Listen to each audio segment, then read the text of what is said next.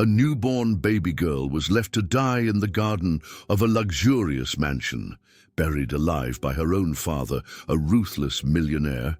But when all seemed lost, a brave maid would change the little one's destiny forever. What happened next would reveal secrets capable of destroying an empire and transforming two hearts forever. Subscribe to the channel to receive heartwarming stories every day. Monteverde Manor stood as a fortress of stone and glass against the starry sky, its illuminated windows cutting through the darkness of the early morning. Inside the main office, the millionaire paced back and forth, his steps echoing on the polished marble floor. At 42, he had built an empire based on ruthless contracts and decisions that few would dare to make. His reputation was his greatest weapon, and now also his greatest vulnerability. Outside, the gentle spring rain began to dampen the meticulously manicured gardens. The man stopped at the panoramic window, contemplating the property that stretched for acres. Every tree, every stone path, every ornamental fountain had been planned to demonstrate absolute power and control. Nothing happened there without his approval, except for that. In his arms, wrapped in a white linen blanket, the baby slept with the soft and irregular breathing of newborns. Only 6 days old, and already she represented a greater threat than any business competitor he had ever faced. It wasn't the child herself, it was what she symbolized, the living proof of a relationship that should never have existed, with a woman who didn't belong to his world and who now lay dead in the hospital. A victim of complications during childbirth. No one else knew about the existence of that child. No one except him and the doctors who handled the case, all of whom had been duly persuaded to maintain secrecy through generous financial compensation. In the eyes of the world, he remained the respectable widower who had lost his wife 3 years ago in a car accident. His public image was untouchable, or it would be if that little life didn't exist. On the other side of the house, in the large and silent kitchen, the maid cleaned the last dishes from the dinner that her employer hadn't even touched. At 51, she had worked in that mansion for almost a decade, witnessing the ups and downs of that complex man.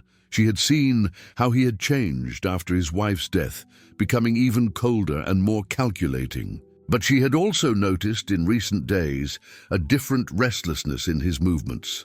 She knew about the baby, not because he had told her.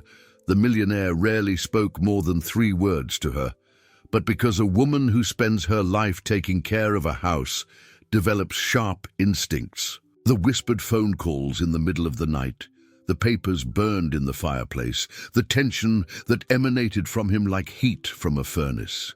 And then, that morning, when she had returned earlier from the market, she had heard the unmistakable cry coming from the office. Now, as she dried her hands on her apron, she watched from the kitchen window the silhouette of her employer walking through the gardens. He was carrying something in his arms, something small, wrapped in what looked like a blanket. Her heart began to beat faster as she realized where he was headed, the farthest part of the garden, where a large century-old tree projected dense shadows even under the moonlight. The millionaire stopped under the tree, carefully placed the bundle on the ground, and began to dig with his own hands. The damp earth stuck to his fingers, staining the Italian suit that cost more than she earned in 6 months. But he kept digging with the determination of someone who makes an irreversible decision. In the office, documents scattered on the mahogany table told the story that no one else knew. Medical certificates, birth records, papers that proved the existence of a child who had officially never been born. Next to it, a handwritten letter with delicate feminine handwriting, the mother's last words before dying. "Promise me you'll take care of her. Promise me that she will know the love we built together, even if for a short time." But promises, the millionaire had learned, were luxuries that men like him could not afford. When he finished digging, the hole was about 1/2 meter deep, too small for an adult. too big for what he was about to do. For a moment, he hesitated. The baby continued to sleep, oblivious to the destiny that awaited her. Her tiny fingers moved lightly, as if she were dreaming of the warmth of the arms she would never know again. "Forgive me," the man whispered, his voice breaking for the first time in years.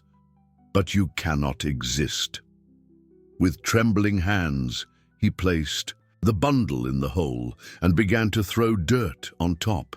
Each handful was a decision, each movement a choice between his reputation and an innocent life. When he finished, he smoothed the earth with his palms and stood there for long minutes, as if expecting the ground to open and undo what he had just done.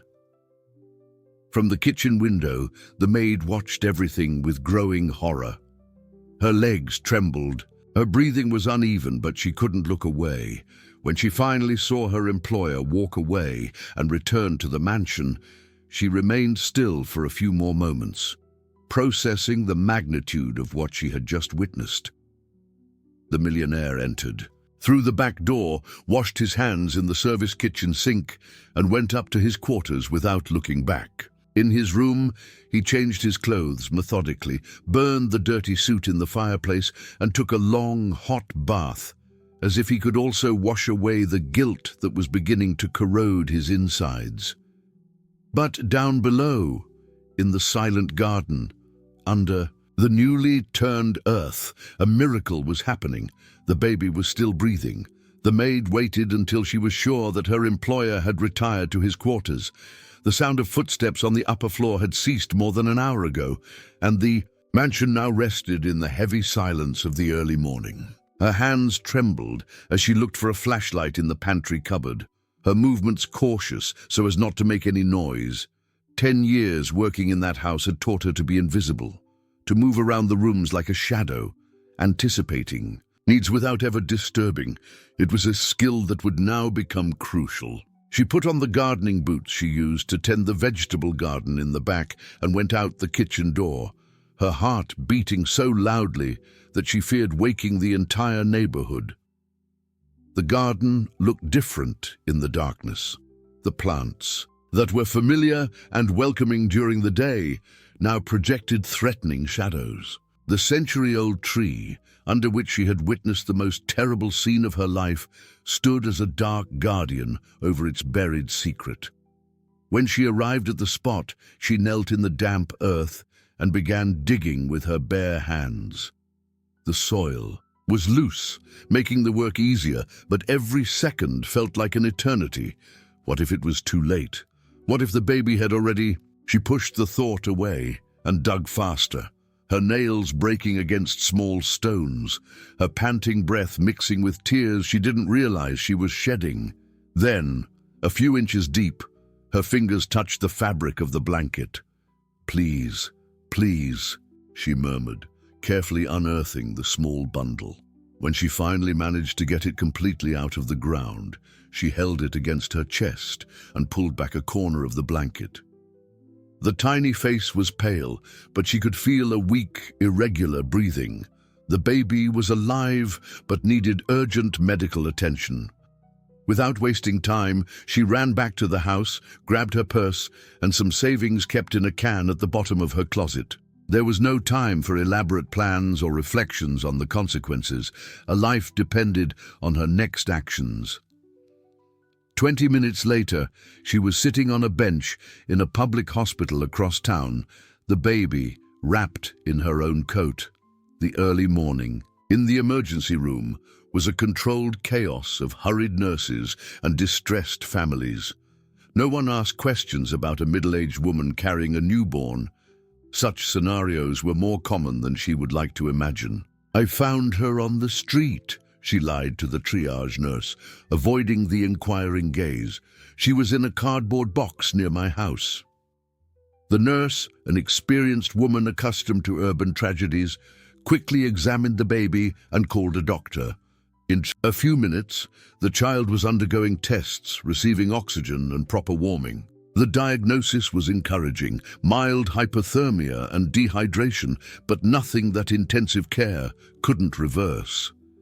"She was lucky," said the doctor, a young man with deep dark circles that revealed exhausting shifts. "A few more hours and, well, you saved her life." While the baby was receiving treatment, the maid sat in the hallway, finally allowing herself to process the magnitude of what she had just done. It wasn't just about saving a life. It was about challenging a man who controlled her livelihood, her roof, her security. The millionaire was not known for his leniency towards those who contradicted him. But when she looked through the glass of the neonatal ICU and saw that tiny child struggling to live, she knew there was no choice. Some decisions transcend fear. The next morning, the millionaire went down for breakfast with his usual impeccable posture, but something in his eyes had changed. There was a new coldness there, a distance that hadn't existed before. When he asked why the coffee was late, she answered with the rehearsed excuse about having felt unwell during the night. He nodded distractedly, leafing through the financial newspaper while eating. But she noticed how his eyes constantly drifted to the window overlooking the garden, as if he were checking to see if everything was still in place. Over the following days, the maid divided her time between her obligations at the mansion and furtive visits to the hospital. The baby was recovering quickly, demonstrating an impressive life force for someone who had gone through such a terrible ordeal. The nurses were already commenting on the need to contact social services to find an adoptive family. That's when she made the second decision that would change everything. On her fourth visit to the hospital, she sought out the social worker in charge of the case, a woman named Helen, with a serious appearance but a compassionate gaze, who seemed genuinely interested in the child's well-being. "I would like to know about the adoption process," the maid said, surprising herself with the firmness of her own voice. Helen studied her for a moment, assessing her intentions. "Do you have experience with children?" "I raised 3 children on my own," she replied, thinking of the children she had lost years ago in an accident, the tragedy that had made her accept the isolated job in the mansion. "And I have a lot of love to give." As they discussed the legal procedures, neither of them knew that, across town, the millionaire had just received a call that would change everything. A private investigator he kept on his payroll for delicate matters had disturbing information. "Sir, I need to tell you something about that situation you resolved in the garden," said the detective's gruff voice. "It seems someone was watching." The millionaire felt the blood freeze in his veins. "Continue." "We have movement records at the public hospital in the East Side. A middle-aged woman entered with a newborn baby on Wednesday morning. Interesting timing coincidence, don't you think?" When he hung up the phone, the millionaire remained still for long minutes, processing the implications. Someone knew. Someone had interfered with his plans, and that someone could destroy everything he had worked for. But who? And for how long? Could he keep this secret before it blew up in his face? From downstairs, the familiar sound of the maid preparing lunch reached him. Familiar steps, unchanged routine. But now every common sound took on new meanings. Every routine gesture could hide betrayal. The hunt was just beginning. The millionaire hired 3 different investigators, each receiving only fragments of the complete information. It was a strategy he had learned in business: never let a single person know enough to cause damage. The first was to investigate all the mansion employees from the last 2 years. The second was to track any suspicious movement on the property during the week in question. The third would be responsible for discreetly monitoring the hospital where the baby was hospitalized. Meanwhile, he maintained the unshakable routine as always: business meetings, social dinners, strategic public appearances. To the outside world, he remained the same respected magnate as always. But internally, a growing paranoia eroded his peace. The maid also developed her own survival strategies. She noticed her employer's longer glances, the way he now paid attention to details he had ignored before. When she arrived a few minutes late, or when she received a phone call, she felt his scrutiny like a physical weight. To protect her new routine of hospital visits, she created an elaborate story about a sick sister in a distant neighborhood. Twice a week, she asked for permission to leave earlier, always with convincing medical excuses and falsified documents that she got through acquaintances in the neighborhood. In the hospital, the baby continued to recover. The doctors were impressed with her resilience. A child who had survived severe hypothermia and dehydration was now gaining weight and responding to stimuli like any healthy newborn. The social worker, Helen, accelerated the legal procedures for the adoption, touched by the dedication of the woman who religiously visited the child. "She's lucky to have found you," Helen commented during one of the visits. "Not all abandonment cases end with happy endings. If she knew the truth, the social worker might not be so optimistic." In the mansion, the tension increased daily.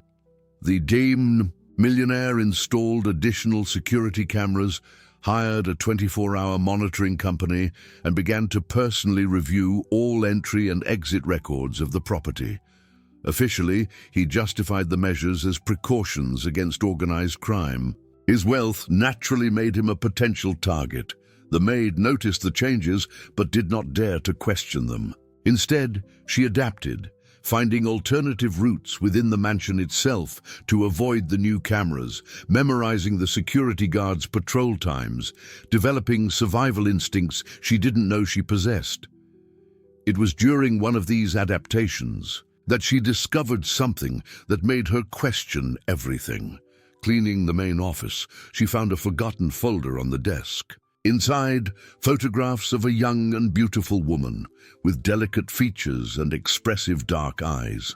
Along with the photos, medical documents detailing a pregnancy and finally, a death certificate dated a few days before the baby's birth. The mother. For the first time, the maid completely understood the dimension of the tragedy. It was not just about a rich man trying to hide a scandal. It was a father who, consumed by pain and fear, had committed the unthinkable against the only thing left of the woman he loved. This revelation changed her perspective on everything. The millionaire was not simply a monster. He was a man destroyed by his own emotions, unable to see beyond his obsession with control. But that didn't justify what he had done. If anything, it made the situation even more tragic. That night, for the first time since she had saved the baby, the maid couldn't sleep. She walked around her small room in the mansion's attic, weighing her options. She could reveal everything to the authorities, ensuring that the truth came to light. But that would destroy not only the millionaire, but also her chances of legally adopting the child. Social services would never allow her to keep a baby whose case was linked to attempted murder. On the other hand, keeping the secret meant living eternally under the threat of discovery. The millionaire was not an idiot. Sooner or later he would connect the dots, and when that happened, neither she nor the baby would be safe. It was then that a third option began to form in her mind. Risky, morally ambiguous, but possibly the only one that would protect the child and give her a real chance at happiness. Downstairs, the millionaire was also spending the night awake. His investigators had not yet found conclusive evidence, but suspicions were increasingly focused on people close to him. The maid was at the top of the list. She had access, opportunity, and more importantly, she had subtly changed her patterns of behavior in recent weeks. But without concrete proof, he couldn't act directly. A false move could create exactly the scandal he was trying to avoid. He needed to be more subtle, more patient, like a predator awaiting the perfect moment to strike. The next morning, he tested his suspicions indirectly. "I've been thinking about hiring another person to help around the house," he commented during breakfast, carefully observing the maid's reaction. "Do you think it would be useful?" She maintained a neutral expression, but he noticed the almost imperceptible tension in her shoulders, the millimeter pause before the answer. If you think it's necessary, of course. Although I've managed to keep everything in order on my own all these years. Yes, you've been very dedicated, he said, charging the word with double meaning, especially in recent weeks, working later, leaving earlier. I must be demanding too much. No way, sir. Just some personal matters that will soon be resolved. Personal matters. The phrase echoed in the millionaire's mind throughout the day. What personal matters could a single, family-less maid have that would require so much dedication? At night, when she asked for permission to leave early again to visit her sick sister, he agreed with a smile that didn't reach his eyes. Of course, I hope she recovers soon, but this time he had her followed. The investigator reported everything: the journey to the hospital, the 2 hours spent in the neonatal ward, the conversations with social workers, the adoption papers being filled out. When he heard the full report, the millionaire felt a mixture of anger and something that took him a while to identify as relief. He knew who had interfered. He knew where his daughter was. And now, finally, he could act. But the action he planned to take would take a form that even he himself did not expect.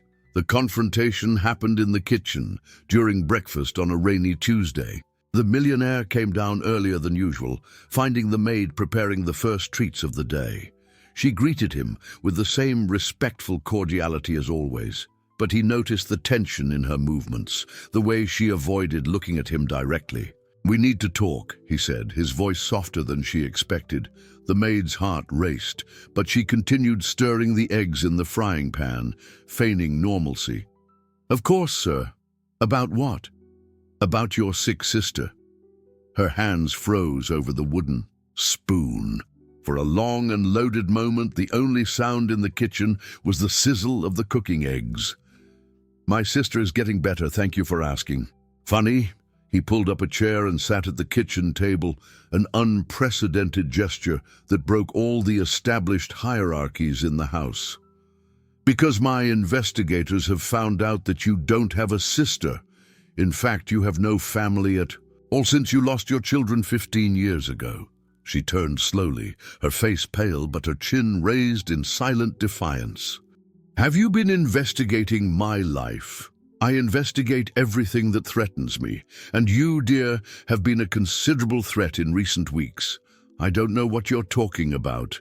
East Side Hospital, neonatal ward, a child found abandoned, who is being adopted by a 51-year-old woman who works as a housekeeper." The mask finally fell. The maid turned off the heat and leaned against the counter, her legs trembling. "She was dying," she whispered. "I saw you bury that child alive, and I couldn't let that happen." To her surprise, the millionaire didn't explode in anger. Instead, he lowered his head and ran his hands through his hair, a gesture of deep fatigue. "I know," he said, "and during these last few weeks, trying to decide what to do with you, I realized something I didn't want to admit." She watched him in silence, waiting. "You did what I didn't have the courage to do. You saved my daughter when I condemned her." The words hung between them like a painful confession. For the first time in 10 years of work, maid and employer looked at each other as equal human beings, united by a secret that had changed them both forever. "Why?" she asked. "Why did you bury your own daughter?" He was silent for so long that she thought he wouldn't answer. When he finally spoke, his voice was hoarse with contained emotion. "Because I'm a coward. Because when my wife died, I vowed I would never let anything cause me that pain again. And when the child's mother died in childbirth, I couldn't handle the possibility of loving someone again and losing her too. So, you preferred to kill her yourself." The brutality of the question hit him like a punch. He raised his eyes to her, and for the first time the maid saw beyond the mask of coldness he had worn for years. He saw a broken man, tormented by decisions he couldn't undo. It wasn't. I didn't think like that at the time. I just thought about making the problem disappear, about returning to my controlled, predictable, safe life. And now? What do you intend to do now that you know where she is? That was the question that kept him awake during the wee hours. For weeks, he had planned to recover the child to silence any possibility of blackmail or exposure. But seeing the maid's dedication, watching from afar how she cared for his daughter with a love he himself had been unable to show, had changed something in his perspective. "I want to see her," he finally said. "I want to meet my daughter. She's not yours anymore." The answer came harder than the maid intended. "You gave up that right when you buried her alive." "I know, but I need to try. I need to find a way to fix what I did."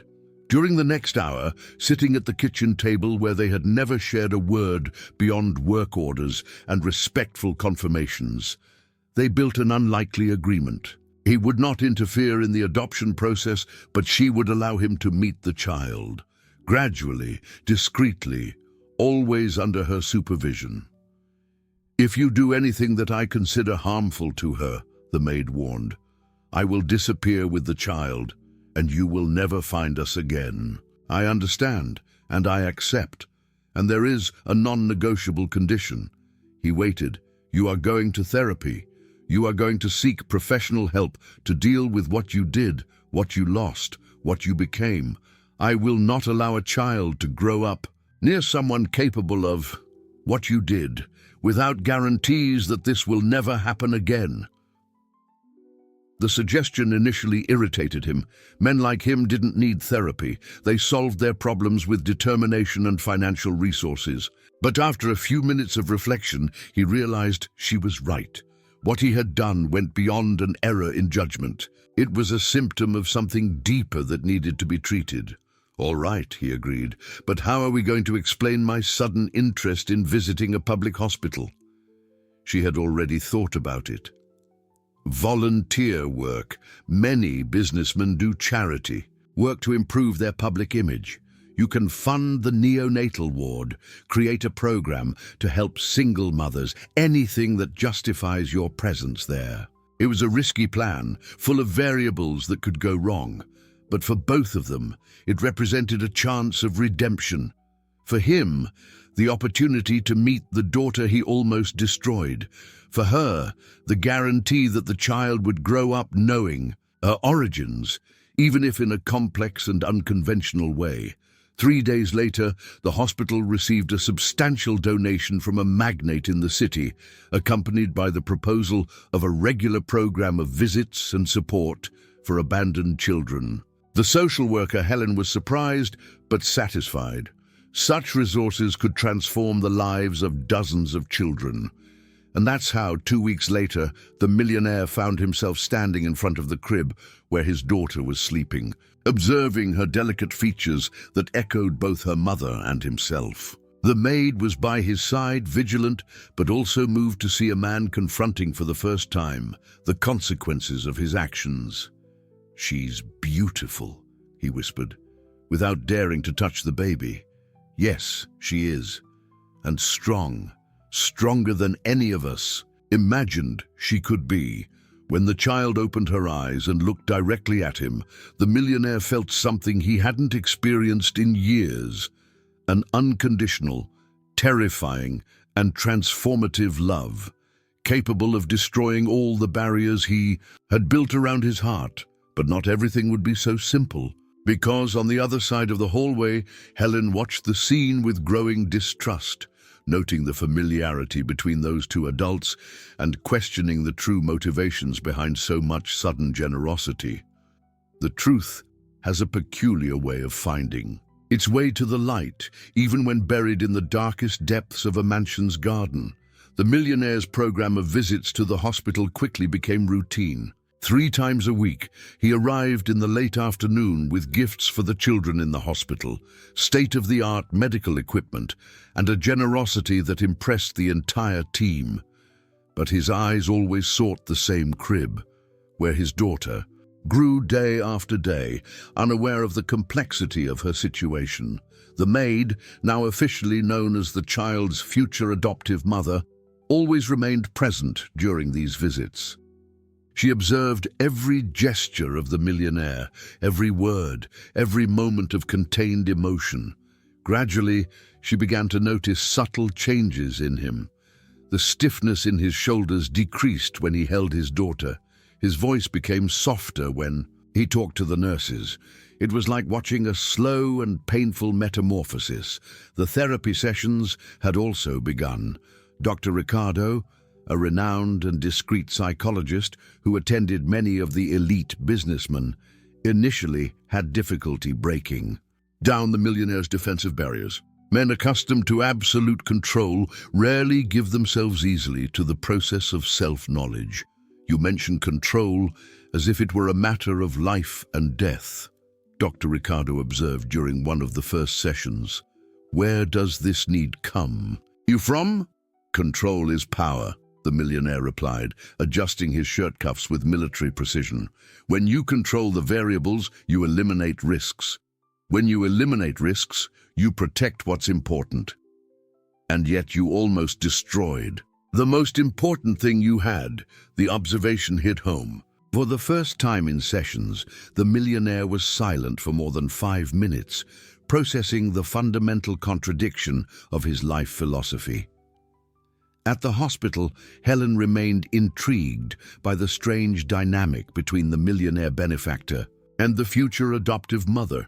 There was something in the glances they exchanged, in the way he behaved near the specific child, that didn't seem casual. Her experience in social services had sharpened her instincts for atypical situations. She decided to investigate on her own. She began with discreet research into the millionaire's past. She found out about the death of his wife, about his reputation in business, about his seemingly impeccable personal life. But she also found some strange gaps in his recent timeline, periods where he had cancelled public commitments without apparent explanation. In parallel, she reviewed the abandoned child's case. The maid's story about finding the baby on the street had always seemed incomplete to her. Women who really find abandoned children usually arrive at the hospital in a state of shock, asking 1,000 questions, demonstrating natural anxiety. But that woman had arrived with a calm that was almost prepared. It was during one of these investigations that Helen discovered something disturbing. Consulting old medical records, she found references to a patient who had given birth around the same time and died of postpartum complications. A young woman with no known family, whose hospital costs had been covered anonymously by a benefactor. The pieces were starting to fit together alarmingly. Meanwhile, in the mansion, the relationship between the millionaire and the maid was evolving in an unexpected way. The silent conspiracy they shared had created a strange intimacy, based not on affection, but on mutual responsibility for the child's well-being. They were now talking about subjects that went beyond household chores: the baby's development, the adoption costs, plans for the future. She started smiling yesterday, the maid commented during dinner, serving him the main course, when one of the nurses tickled her feet. The millionaire stopped cutting the meat, an involuntary smile appearing on his lips. Really? She's already responding to stimuli like that? Yes. Dr. Marina said it's an excellent sign of neural development. She's very intelligent. Like her mother, he murmured, more to himself. The maid observed him for a moment. It was the first time he had mentioned the child's mother in a positive way, without the bitterness and fear that usually accompanied any reference to the past. "Tell me about her," she asked, surprising them both with her own audacity. He hesitated, as he always did when the subject approached dangerous emotional territories. But something in the atmosphere that night, perhaps the mention of the daughter's smile, broke down his usual defenses. She worked in the company's finance department, very competent, discreet. I had never particularly noticed her until we started working together on a special project. We spent hours discussing strategies, analyzing data. I found out she had a brilliant mind for business. And then I realized I was looking forward to those meetings, that I was looking for excuses to prolong them, that I was thinking about her even when I wasn't working. He sighed deeply. I didn't plan to get emotionally involved, not after losing my wife. But she had a way of challenging my ideas without offending me, of asking questions that forced me to think differently. The maid continued listening, realizing how his voice softened when remembering. When she found out she was pregnant, she was terrified, not because of the child, but because of me. She knew what I was like, how I dealt with complications. She offered to leave the company, to raise the child alone, to never look for me again. His voice broke slightly, and I considered accepting the offer. But you didn't. No. Against all my instincts, against all my logic, I found out I wanted that child. I wanted to have a family again, even knowing the risk that it represented. So I convinced her to stay, promised that I would take responsibility, that I would take care of both of them. What changed? She died.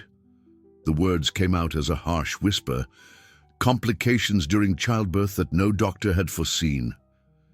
In a matter of hours, she went from giving birth to a healthy girl to not being here anymore, and I was left alone with a child who represented both love and loss, both hope and terror. The maid felt tears prick her eyes. For the first time, she completely understood the complexity of what she had witnessed that night in the garden. It wasn't simply cruelty, but a distorted form of emotional self-preservation. And now? How do you feel now when you look at her? Terrified, he admitted. Every day, terrified that something will happen to her, but I also feel more alive than I have felt in years, as if a part of me that had died with my wife was slowly awakening. It was at this moment of shared vulnerability that the phone rang. The maid answered, and her expression immediately changed to concern. It was the hospital, she said, hanging up. Helen, the social worker, wants to talk to us tomorrow, together. She said she has some questions about the child's case. The millionaire felt a chill run down his spine. Helen was intelligent, experienced, exactly the type of person who could connect the dots that they had tried to keep separate. What do you think she's discovered? I don't know. But we need to be prepared for anything. That night, neither of them could sleep. Each, in their room, processed the possible consequences of a discovery. The millionaire knew that an official investigation would destroy not only his career, but also any chance of a relationship with his daughter. The maid feared losing the child she already considered her own, returning to the solitude she had filled with rediscovered maternal love. But both knew that when the moment of truth came, they would protect the child above all else, even if that meant sacrificing their own interests, even if it cost them everything they had built. At the hospital, Helen worked late, organizing documents and preparing questions. Her suspicions had turned into certainties, and now she needed to decide how best to protect the child's interests, because in the end, that's what mattered, not the truth itself, but what would be best for an innocent girl who had already faced too many trials for a lifetime. The upcoming confrontation would change everything once again, and this time, there would be no hiding the truth behind well-kept gardens or impeccable household routines. The hospital meeting room had light blue walls and an oval table where Helen had arranged several documents in precise piles. When the millionaire and the maid entered, the social worker was waiting for them with a professional expression that couldn't completely mask the underlying tension. "Thank you for coming," Helen said, gesturing for them to sit down. "I know you must be wondering about the reason for this conversation." The millionaire maintained his impeccable business posture, but the maid noticed the almost imperceptible stiffness in his shoulders. She herself felt the palms of her hands wet with nervousness. "Of course," replied the millionaire. "We are always willing to cooperate with the procedures necessary for the child's well-being." Helen studied him for a moment before opening the first folder. "During the last few weeks, some coincidences have caught my attention." She took out a photograph. "This is Marina, the biological mother of the child you know. She died of postpartum complications exactly 2 months ago." The photo showed a young woman smiling, with delicate features and expressive eyes. The maid recognized her immediately from the photographs she had found in her employer's office. "A tragedy," commented the millionaire, his voice controlled. "But I don't understand the relevance to our case." "The relevance," Helen continued, taking out another document, "is that Marina worked for your company, finance department, and the costs of her medical treatment were paid anonymously by a benefactor, who later proved to be very interested in charity programs for abandoned children." The silence in the room became dense. The maid felt her heart beating so hard that she feared Helen could hear it. "Many businessmen make anonymous donations," said the millionaire. "It's a common practice to avoid." "Sir," Helen interrupted him gently but firmly. "I found something else." She opened another folder and removed detailed medical documents. Marina left very specific instructions about what should happen to her daughter if something happened to her. A will, witnesses, impeccable legal documents. She named the child's father as the primary guardian. Helen raised her eyes to meet his. A man she identified as her employer, someone for whom she showed genuine affection and in whom she placed complete trust. The millionaire's mask began to crack. His hands, always firm during million-dollar negotiations, trembled slightly as he reached for the glass of water in front of him. "Even more interesting," Helen continued, "is that this child was never really abandoned on the street, as stated in the initial report. The medical evidence indicates that she went through a period of severe hypothermia and oxygen deprivation, consistent with, well, with someone who was buried alive." The maid closed her eyes, knowing that the moment of truth had arrived. But it was the millionaire who broke first. "Stop," he said, his voice hoarse. "Please, stop." Helen observed him with a mixture of compassion and professional determination. "I know who you are to this child, and I know what happened that night." The most powerful man in the city lowered his head like a boy being reprimanded, and for several minutes, the only sound in the room was his irregular breathing as he struggled to maintain his composure. "How?" he finally asked. "Investigation, instinct, and experience with complex cases, but mainly because I've observed you two together. The way you look at her isn't that of a casual benefactor. It's that of a father terrified of what he did and desperate to redeem himself." The maid finally found her voice. "Is she going to take the child from me?" Helen turned to her with a softer expression.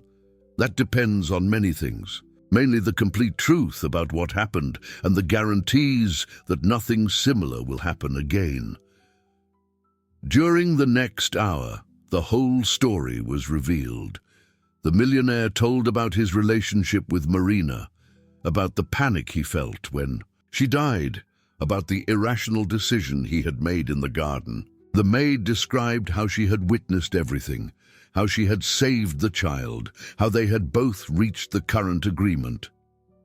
Helen made detailed notes, asking specific questions, assessing not only the facts, but the emotions and motivations behind the actions. "Are you in therapy?" she asked the millionaire. "Yes, twice a week with Dr. Ricardo." "And you?" She turned to the maid. "How do you feel about raising a child whose father tried to kill her?" The question was direct and brutal, but necessary. The maid reflected carefully before answering. terrified initially, but watching the changes in him, seeing how he is struggling to become someone better, I believe that people can change. I believe that the love for a child can transform even the most hardened hearts. And do you think it would be beneficial for the child to know her biological father? Under supervision, with guarantees, with ongoing professional support, yes. Every child deserves to know their origins, and she deserves to have a father who loves her, even if it took him time to find out how to do it. Helen closed her folders and leaned back in her chair. You understand that we are technically talking about attempted murder. The millionaire nodded gravely. I understand, and I accept any legal consequences of my actions. And do you understand that a situation like this could never be approved through normal adoption channels? They both nodded. Helen remained silent. For long minutes, weighing her options, finally she sighed deeply. There is a possibility, not orthodox, not conventional, but possible. She leaned forward. Supervised shared custody. You continue as the primary legal guardian with all the rights and responsibilities. You are recognized as the biological father, but with visits strictly monitored and conditioned to the fulfillment of an extensive rehabilitation program. The millionaire raised his head, a spark of hope shining in his eyes. That means you will have to work together under constant professional supervision to raise this child. Mandatory family therapy, regular psychological evaluations, visits from social workers, detailed medical reports, any sign of instability or danger, and the child will be immediately placed in a traditional adoptive family. It was more than either of them had dared to hope for. A chance at redemption, an unconventional family, love built on the broken foundations of the past. Why? Asked the millionaire. Why are you willing to consider something like this? Helen smiled for the first time since the beginning of the meeting. Because in 15 years of working with broken families, I've learned that sometimes love comes from the most unlikely situations. And because I've observed this child with you two, she responds to both of you in ways that I rarely see with babies this young. As if, instinctively, she knows you are her family. There is a final non-negotiable condition, Helen added, her expression becoming serious again. The complete truth can never be hidden from the child. When she is of the appropriate age, she needs to know her story. All of it, the beautiful parts and the terrible parts. Family secrets destroy more children than the difficult truth ever could. Both agreed without hesitation. When they left the hospital that afternoon, they were no longer an employer and an employee united by a terrible secret. They were two imperfect people who had found a second chance to build something that resembled a family based not on convenient lies, but on the difficult truth and the hope of redemption. But their challenges were only beginning. Because building trust after betrayal, love after abandonment, and family after destruction requires more than goodwill. It requires the courage to face, every day, the consequences of choices that cannot be undone. 3 weeks after the revelation, at the hospital, the reality of the new situation began to settle in with all its complexity. The mansion, which for years had been a territory of clear hierarchies and respectful silences, now vibrated with a different tension. The tension of two people trying to completely redefine their relationship while sharing the most important responsibility of their lives. The maid, who now insisted on being called by her own name, Clara, had moved into one of the guest rooms on the second floor. The change symbolized more than a simple physical relocation. It represented her transformation from employee to partner in this strange journey of shared parenthood. The millionaire, in turn, struggled daily with guilt and anxiety. The therapy sessions with Dr. Ricardo had intensified, and he often arrived home emotionally exhausted, processing layers of trauma and defensive behavior that he had accumulated over decades. You're trying to control the healing process in the same way you control your business, Dr. Ricardo observed during a particularly difficult session. But emotional trauma doesn't respond to schedules or business strategies. So how do I know if I'm making progress? How can I be sure that I won't hurt my daughter again? Starting by accepting that this uncertainty, this fear, is actually a positive sign. Men who bury children alive don't stay up at night worrying about whether they are adequate parents.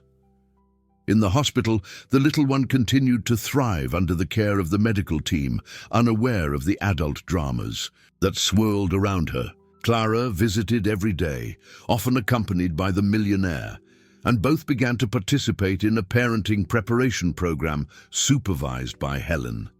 These sessions were simultaneously hopeful and painful, learning to change diapers, interpret different types of crying, recognize signs of discomfort.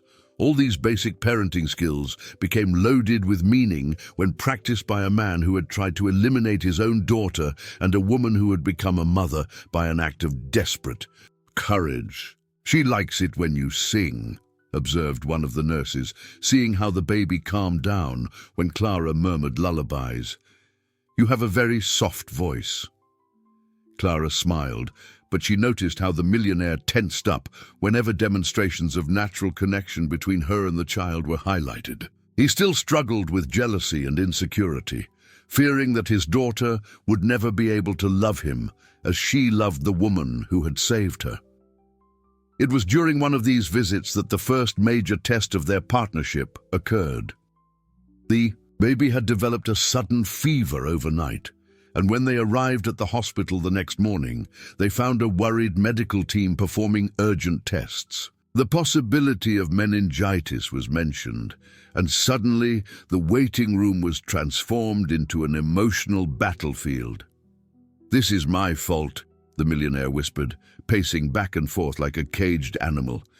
If she hadn't gone through that oxygen deprivation, maybe her immune system—" "Stop," Clara said firmly. "Stop right now. You can't take responsibility for every cold, every fever, every difficult moment she's going to face for the rest of her life. But I can take responsibility for what I did, and the consequences of what I did can affect her forever." Clara got up and went to him, forcing him to stop walking. "Listen to me carefully. At this moment, our daughter needs strong, present parents, focused on helping her recover. She doesn't need a father destroyed by guilt and a mother trying to manage his emotional collapse. You can process your guilt in therapy.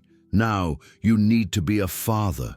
The firmness in her voice surprised him. For years, she had been the silent maid, respectfully agreeing with his orders. Now, she was a woman who challenged him when necessary, who set boundaries, who demanded the best of himself. The tests revealed only a common viral infection, easily treatable with the right antibiotics. But the crisis served as a catalyst, forcing them both to confront their power dynamics and their expectations about the relationship they were building. That night, sitting in the mansion's kitchen, they talked with the honesty that neither of them had experienced in years. "I'm afraid," the Millionaire admitted, "afraid that she will hate me when she knows the truth, afraid that I will hurt her again without realizing it, afraid that you will realize that she would be better off without me and disappear with her." Clara observed him for a long moment before responding. "And I'm afraid you'll get tired of this simpler life and decide you prefer your previous, uncomplicated existence. I'm afraid of getting too attached and discovering that this is all just a phase of guilt that will pass when you feel forgiven." "It's not a phase," he said. "For the first time in years, I feel like I have a purpose beyond accumulating money and power. When I look at her, I see a chance to be someone better than I've ever been. And when I look at you with her, I see glimpses of the man Marina must have loved.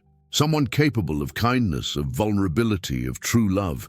It was a moment of genuine connection, built on fragile but real foundations. They weren't friends, they weren't lovers, they weren't family in the traditional sense, but they were partners in something bigger than both of them. The project of raising a child with love, truth, and redemption. 2 weeks later, the baby was finally discharged from the hospital. Helen had meticulously prepared the transition process, establishing schedules for home visits, emergency protocols, and a support system involving pediatricians, therapists, and social workers. The mansion was transformed to accommodate a child. The room that Clara had prepared was located between her own room and the millionaire's, physically symbolizing the shared responsibility they had assumed. Baby monitors, emergency medical equipment, direct phone lines to the hospital. Every detail was planned to ensure the child's safety. On the first night at home, neither of the two adults slept. They took turns checking the crib, monitoring her breathing, responding to every sound. When the baby woke up at 3 a.m, crying, they both ran to the room, almost colliding at the door. "I'll take care of it," said Clara. "Let me try," the millionaire asked. "Please." She hesitated, then nodded. She watched as he picked up his daughter with still awkward but increasingly confident movements. The baby continued crying for a few minutes, then gradually calmed down, seeming to recognize the voice that whispered requests for forgiveness and promises of love. "She trusts you," whispered Clara, surprised. "Or maybe she's just too tired to protest," he replied, but there were tears in his eyes. When they put the child back in the crib, she was already fast asleep. They stayed there for a few minutes, two adults observing the everyday miracle of a child in peaceful sleep. "We're going to make it," said Clara. "It won't be easy and we're going to make mistakes, but we're going to give her what she deserves." "A family," the millionaire murmured. "A very unconventional family, but a real family." It was the end of one chapter and the beginning of another. The darkest secrets had been revealed. The most difficult truth had been confronted. Now began the real work, transforming redemption into reality, guilt into growth, and two broken people into parents capable of raising an integrated child. But not all the challenges were in the past. Because when you rebuild a life on the rubble of terrible decisions, there's always the risk that new storms will come to test the solidity of the foundations you're trying to establish. 6 months had passed since the little one had come home, and the mansion's routine had been completely transformed. The reverent silence that had once characterized the corridors was replaced by sounds that the millionaire had never imagined hearing there. The occasional cry of a baby, whispered conversations between two adults verifying feeding schedules, hurried footsteps during nightly emergencies, and more recently, the first cooing and laughter of a child discovering the world. Clara had proven herself to be a natural mother, but also a surprisingly skilled partner in the complex dance of shared parenthood. She had established routines that accommodated both the child's needs and the millionaire's work schedules, created communication systems that kept both informed about every development, every milestone, every concern. The millionaire, in turn, struggled daily to balance his naturally controlling personality with the chaotic demands of parenthood. He had hired the best pediatricians, purchased state-of-the-art equipment, established security protocols worthy of a military operation. But he was also learning that paternal love could not be optimized like a business process. "She doesn't need the most expensive crib on the market," Clara said during one of their discussions about baby equipment. "She needs you to sit on the floor and play with her." "I can do both," he replied. But he knew that Clara was right. His tendency was to solve problems with money and resources, when what his daughter needed most was time and emotional presence. The family therapy sessions had become a fundamental pillar of their new life. Dr. Ricardo now saw them together once. A week, navigating the complexities of their unique situation. There were no manuals for raising a child when one of the parents had tried to kill her and the other had become a mother by an act of desperate courage. "You're creating precedents," Dr. Ricardo observed during a session. "Not just for yourselves, but potentially for other unconventional families facing similar traumas. That means we have to get it right," the millionaire said, the pressure evident in his voice. "That means you have to be human," the therapist corrected. "Perfect parents don't exist. Parents who try to be perfect usually create anxious and insecure children. What you can offer is honesty, consistency, and unconditional love." Honesty, especially, was becoming a central issue. Helen had been clear about the need to gradually prepare the child to know her story. Even at 6 months, they were already discussing how to approach the subject when she grew up. "We start with the basics," Helen suggested during a home visit. "Mommy and Clara love you very much. You are very special. When she's older, we add layers of age-appropriate complexity." But it was during that same visit that Helen brought news that would shake the fragile stability they had built. "We received an anonymous tip," she said, sitting in the living room, which was now filled with colorful toys and baby equipment. "Someone questioned the legitimacy of the guardianship arrangements and requested a full investigation of the case." The millionaire's blood ran cold. For months he had feared this exact moment. "What kind of investigation?" asked Clara, instinctively approaching the crib where the child was sleeping. "Complete review of the documents, interviews with all parties involved, independent psychological evaluation, and—" Helen hesitated. "Forensic analysis of the original situation." Forensic. The millionaire's voice was a whisper. "They're going to want to examine the location where the child was originally found, do soil analysis, look for physical evidence that corroborates or contradicts the official account. The garden, the place where it had all begun, where he had made the most terrible decision of his life. The earth had been turned over several times since then for normal landscaping, but forensic evidence could still be there." "How much time do we have?" asked Clara, her voice surprisingly calm. "The official investigation starts next week, but there's something else." Helen seemed uncomfortable. "The tip wasn't random. Someone with specific knowledge about the case provided details that aren't publicly available." "Someone close," murmured the millionaire, his mind already racing through possibilities. "Current or former employees, suppliers, neighbors, anyone who might have noticed inconsistencies in his story. There's a possibility that you may need to be temporarily separated from the child during the investigation," Helen continued.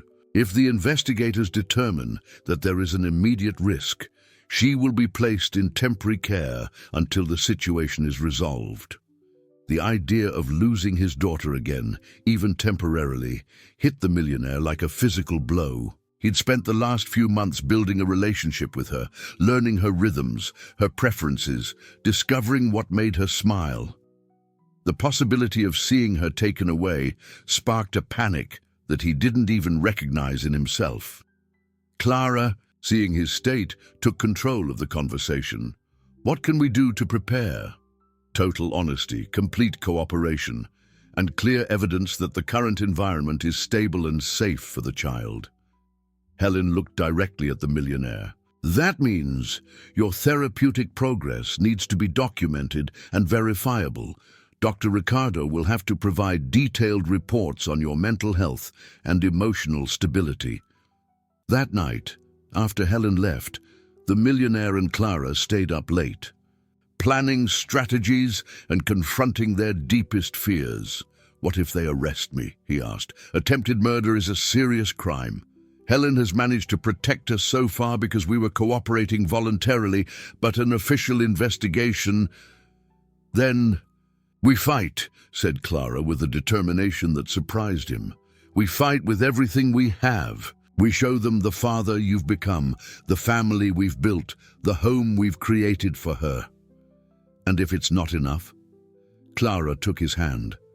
A gesture of intimacy that they rarely shared, but which at that moment seemed natural. Then at least, we'll know we tried, that we gave her the best of ourselves while we could. The investigation began with the subtlety of an earthquake. Investigators arrived at the mansion on Monday morning, armed with search warrants and forensic equipment. For hours, they searched the property, paying special attention to the garden where everything had happened. The millionaire watched from the office window, seeing strangers digging up the earth where he had tried to bury his own daughter. The irony of the situation was not lost on him. He had tried to hide the truth by burying it, and now others were literally unearthing evidence of his crimes. Clara maintained the child's normal routine, feeding her, playing with her, singing.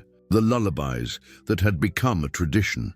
But her tension was palpable, and the baby, sensitive to the emotions of those around her, was more restless than usual. On the second day, the investigators found what they were looking for. Fragments of fabric in the soil, signs of earth disturbance consistent with digging and reburial, chemical evidence that suggested a prolonged presence of organic matter. The detective in charge, a middle-aged man with experience in crimes against or children, called the millionaire for a formal conversation. "Sir, the evidence suggests that a child was indeed buried at this location. We would like you to accompany us to the police station to give an official statement." The moment he had feared for months had finally arrived. But as he prepared to follow the investigators, he felt a strange calm descend upon him. Not the calm of relief, the calm of acceptance.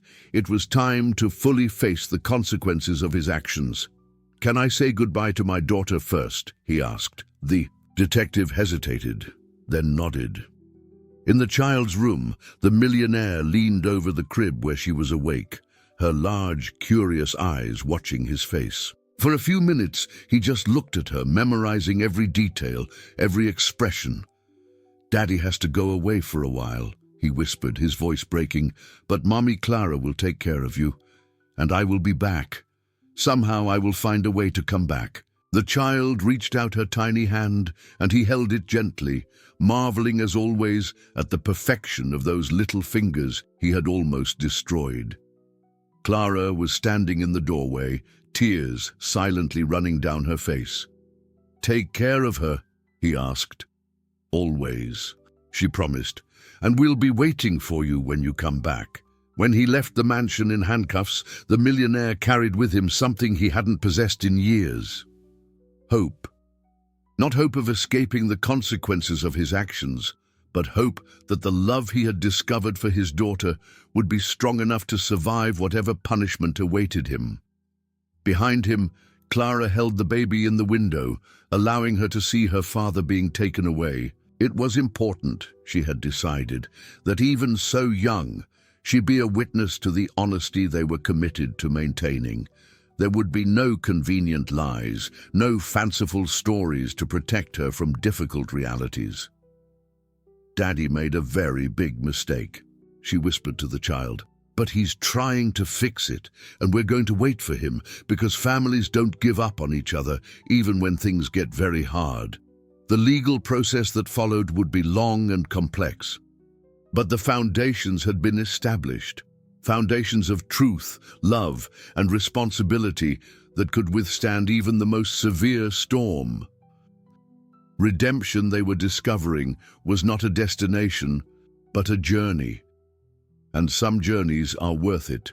No matter how difficult the path, the judicial system wasn't prepared for a case like that of a millionaire who had tried to bury his own daughter alive, subsequently saved by a brave maid, and who was now seeking redemption through therapy and responsible parenthood. For 6 months, lawyers, prosecutors, forensic psychologists, and social workers had tried to navigate the legal and moral complexities of an unprecedented situation. The millionaire remained under house arrest at his mansion, electronically monitored, allowed to leave only for therapy and court hearings. The irony of the situation did not escape anyone. He was confined to the same property where he had committed the crime, forced to see daily the garden that held the darkest secret of his life. Clara and the child continued to live in the mansion, now under constant supervision by social workers. It was a strange situation for everyone involved, a fragmented family trying to maintain connections under legal and social scrutiny. But it worked in a twisted and unconventional way. The child, now 8 months old, had begun to crawl and babble her first words. She was a constant source of joy amid the legal chaos, a vivid reminder of why everyone was fighting. When she saw her father, she reached out her little arms to him, unaware of the electronic shackles or the gravity of the situation. For her, he was simply Daddy, the person who sang her to sleep and always smelled of expensive aftershave. The trial was a media spectacle. Reporters camped outside the courthouse. Psychologists offered analysis on television programs, and the story became a case study in law schools about cases that defied traditional legal precedents. The prosecution argued for attempted aggravated murder, citing the obvious premeditation and the extreme vulnerability of the victim. They sought a sentence of 15 to 20 years, in addition to the permanent loss of all parental rights. The defense, led by a team of lawyers specializing in crimes of passion and mental disorders, built a case based on undiagnosed post-traumatic stress disorder, pathological grief over the death of the child's mother, and substantial evidence of rehabilitation and behavioral change. But the most impactful moment of the trial came when Clara was called to testify. She entered the courtroom wearing a simple navy blue dress, carrying the child in her arms. The key judge had allowed the baby's presence after defense arguments that separating her from her primary caregiver would cause unnecessary trauma. "Ms. Clara," began the prosecutor, "you witnessed the defendant attempting to murder this child. Why did you decide to save her instead of immediately calling the authorities?" Clara looked directly at the millionaire before answering, her eyes conveying a strength that he had always admired but never fully understood. "Because I saw an innocent child who was dying, and I couldn't live with myself if I didn't try to save her. The decision of whether or not to involve the authorities could wait. Her life couldn't. But do you understand that by not immediately reporting the crime, you became technically an accessory after the fact?" "I understand, and I would accept any legal consequences of my actions, but I would do it all again without hesitation." The defense attorney rose for the cross-examination. "Clara, during the last few months, have you observed changes in the defendant's behavior?" "Yes, deep and consistent changes." "Can you elaborate?" Clara adjusted the child in her arms and took a deep breath. "When I knew him as an employer, he was a man controlled by pain and fear. He had built walls so high around his heart that he couldn't even see beyond them. But watching him with our daughter—" She paused, realizing that she had said, "our daughter," naturally. "I see a man who is learning to love again despite the fear, who is facing his demons instead of running away from them. Do you believe he currently poses a danger to the child?" "No. I believe that he would become a loving and dedicated father if he had the opportunity.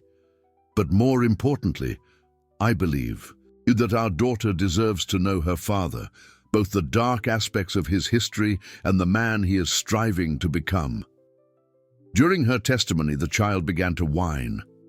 Instinctively, Clara cradled her, whispering words of comfort. But it was when the baby reached out her little arms in the direction of her father that an absolute silence descended upon the courtroom. The millionaire, for the first time since the beginning of the trial, lost his composure. Tears streamed down his face as he watched his daughter trying to reach him through the legal and physical barriers that separated them. The judge, a man of 60, with decades of experience in complex cases, observed the scene with a thoughtful expression. It was clear that this was not a situation that could be resolved through traditional legal precedents. The forensic psychologist who had evaluated the millionaire over the course of months was called to testify. Dr. Santos, what is your psychological assessment of the defendant? Mr. presents clear signs of post-traumatic stress disorder related to the death of his wife, which was exacerbated by the death of his daughter's mother. His actions on the night in question were consistent with a brief psychotic episode, triggered by unresolved trauma and pathological defense mechanisms. In your professional opinion, does he pose a risk to the child? Currently, no.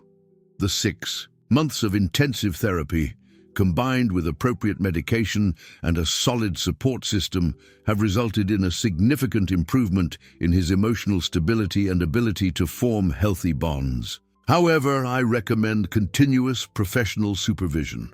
The decisive moment came when the millionaire himself was called to testify in his own defense. He had initially resisted, fearing that his words would be inadequate to express the magnitude of his regrets and hopes. "Sir," said his lawyer, "would you like to address the court?" The millionaire stood up, looked at the jury, then at the judge, and finally at Clara and his daughter. "I have no excuses for what I did. There are no words that can minimize the gravity of trying to take my own daughter's life." His voice was firm, but filled with emotion. "For years, I believed that control and emotional isolation would protect me from pain. Instead, they turned me into someone capable of a cruelty I never imagined I possessed." He paused, gathering courage to continue. "But in the last few months, my daughter has taught me something that no business success ever could, that love is worth any risk, any pain, any possibility of loss. She has taught me that being a father is not about protecting yourself from vulnerability, but about embracing it completely." His words echoed through the silent courtroom. "I'm not asking for forgiveness," he continued. "Some actions are unforgivable. I'm asking for a chance to spend the rest of my life trying to be worthy of the love that my daughter shows me despite what I did. A chance to build something beautiful on the broken foundations of my worst moment." When he sat down, the only sound in the courtroom was the gentle babble of the baby, oblivious to the gravity of the moment that would determine her future. The jury deliberated for 3 days. When they returned with the verdict, the courtroom was packed with reporters, onlookers, and professionals interested in the precedent that would be established. "We find the defendant guilty of attempted aggravated murder," announced the jury foreman. The millionaire's heart sank, but he maintained his dignified posture. "However," the foreman continued, "we strongly recommend judicial clemency, given the mitigating circumstances and substantial evidence of rehabilitation." The judge studied the documents for long minutes before speaking. "This case defies all conventional legal categories. We are dealing with a heinous crime, but also with compelling evidence of genuine change and potential for redemption." He looked directly at the millionaire. "Therefore, I sentence the defendant to 10 years in prison, suspended under 5 years of intensive probation, during which he shall complete 2,000 hours of community service working with at-risk families, continue mandatory psychological therapy, and accept judicial supervision in any contact with the victim."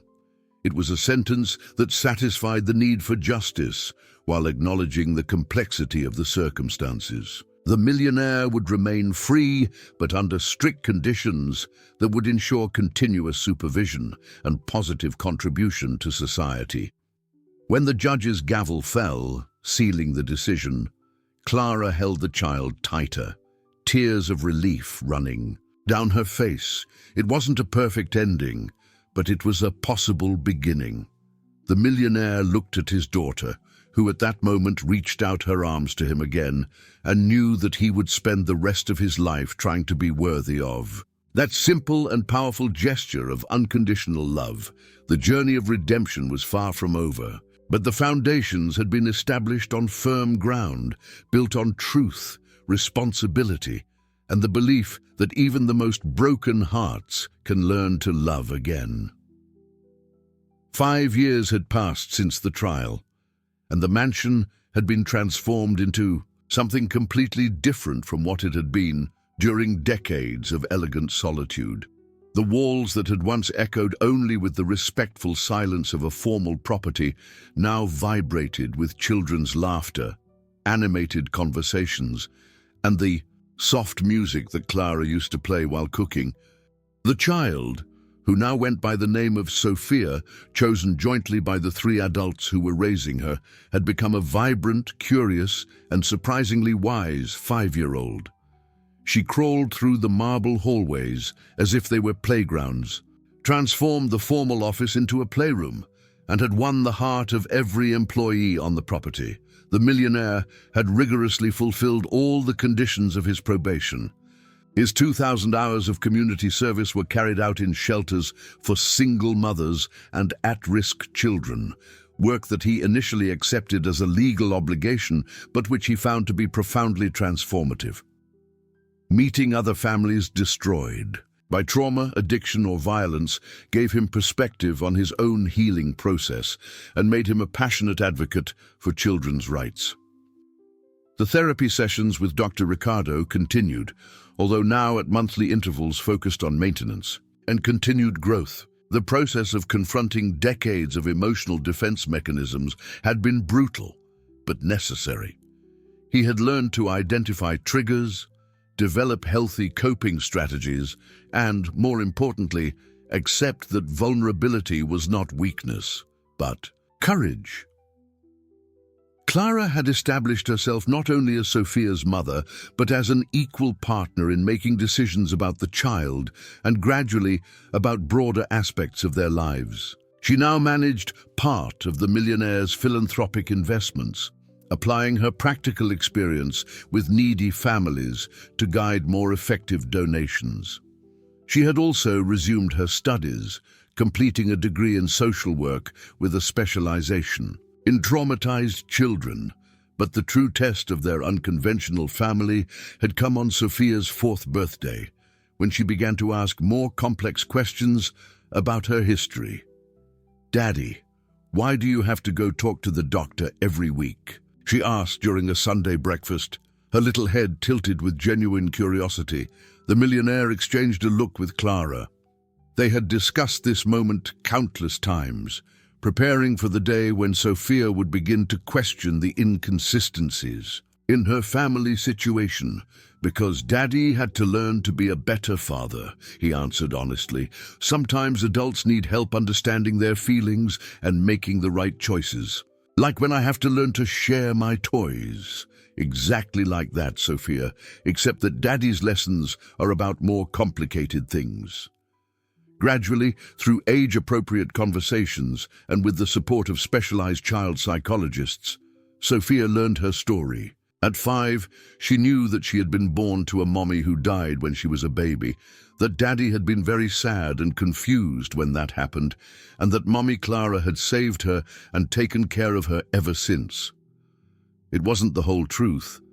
The darker details would wait until she was older, but it was honesty enough to build trust and understanding. Sophia absorbed the information with the natural resilience of children, accepting her complex family as simply normal for her. The most transformative moment came during a visit to the cemetery where Sophia's biological mother was buried. It was a tradition they had established. Twice a year, they brought flowers and told stories about Marina to Sophia. "Daddy, do you think first Mommy would be happy that Mommy Clara takes care of me?" asked Sophia, carefully arranging a bouquet of daisies on the tombstone. The millionaire knelt beside his daughter, his voice choked with emotion. "Yes, my love, I think she would be very happy to know that you are so loved and cared for. And you're not sad anymore when you think about her." It was a profound question coming from a 5-year-old, but Sophia had always shown a remarkable emotional intuition. "I still get sad," he admitted. "Missing someone never really goes away. But now the sadness shares space with a lot of gratitude for having you and Mommy Clara in my life."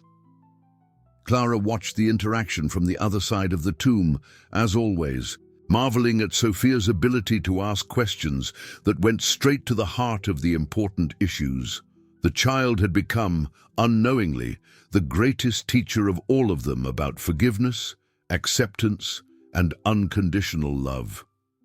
That night, after Sophia had fallen asleep, the millionaire and Clara sat in the garden, the same location where everything had begun. The place had been transformed, where the somber tree under which he had committed his most terrible act had once grown. A memorial garden for Marina now flourished, with benches where the family sat for important conversations and silent reflections. "Do you ever regret it?" he asked Clara. "Having saved her that night? Your life would have been so much simpler if—" "Stop," she interrupted him gently. "My life before was simple but empty. Now it's complicated but full of purpose. Sophia has given me more joy in the last 5 years than I had in the previous 15, and with me. Do you regret giving me a second chance?" Clara studied him in the dark, seeing not the cold and calculating man she had known as her employer, but the dedicated father and loyal partner he had become. "You are not the same person who buried a child in this garden. That man was broken by trauma and fear. The man I see now is whole, not perfect, but whole. And it is this man that our daughter knows as her father." It was true. Through intensive therapy, enforced responsibility, and the transformative power of paternal love, he had become genuinely different. He hadn't erased his past, the scars would remain forever, but he had built something new and beautiful on the ruins of who he used to be. Their relationships had also evolved in unexpected ways.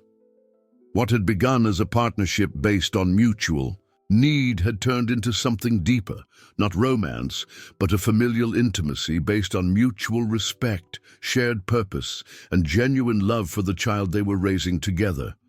Helen continued to make regular visits, now more as a family friend than an official supervisor. She had become Sophia's confidant and witness to the everyday miracle of a family that shouldn't work, but did. Dr. Ricardo frequently used their case in academic conferences on trauma and redemption, always with permission and with protected identities. The story had become a study on the human capacity for change and on unconventional forms of restorative justice. On Sophia's 5th birthday night, as she slept surrounded by the gifts she had received and the decorations they had made together, the millionaire and Clara reflected on the journey that had brought them there. "She's happy," observed Clara, checking for the last time if Sophia was well covered. "More than happy. She's safe, loved, and knows her own story without being defined by the darker aspects of it. And we?" The millionaire considered the question. 5 years ago, he was convinced that happiness was impossible for him, that he had damaged himself and others so much that redemption was a fantasy. But watching Sophia sleep peacefully, knowing that she loved him as a father, despite knowing parts of his story, feeling the comforting presence of Clara as a partner on this impossible journey. "We're home," he finally said. "For the first time in years, we are truly home." As they went downstairs to check the door locks and turn off the lights, a nightly routine they had developed over the years, they stopped in the memorial garden one last time. "Thank you," the millionaire whispered to the discreet tombstone they had placed there in memory of Marina. "Thank you for her. Thank you for giving us the chance to turn something terrible into something beautiful." Clara put her hand on his shoulder, a simple gesture that had become natural between them. "She would be proud," she said, "of Sophia, of you, of what we built here." As they returned to the house, not as employer and employee, not as strangers united by a terrible secret, but as family, a strange, complicated family, born of tragedy but nourished with love, the circle finally closed. The child, who had almost died buried alive, was now sleeping safely in a home filled with love. The man who had almost become a murderer had become a dedicated father. The woman who had been just a silent witness had become the heart of a renewed family. It was not a fairy tale ending. There were scars that would never disappear, vigilance that would continue forever, and difficult conversations that would still need to be had as Sophia grew. But it was something more powerful than a perfect ending.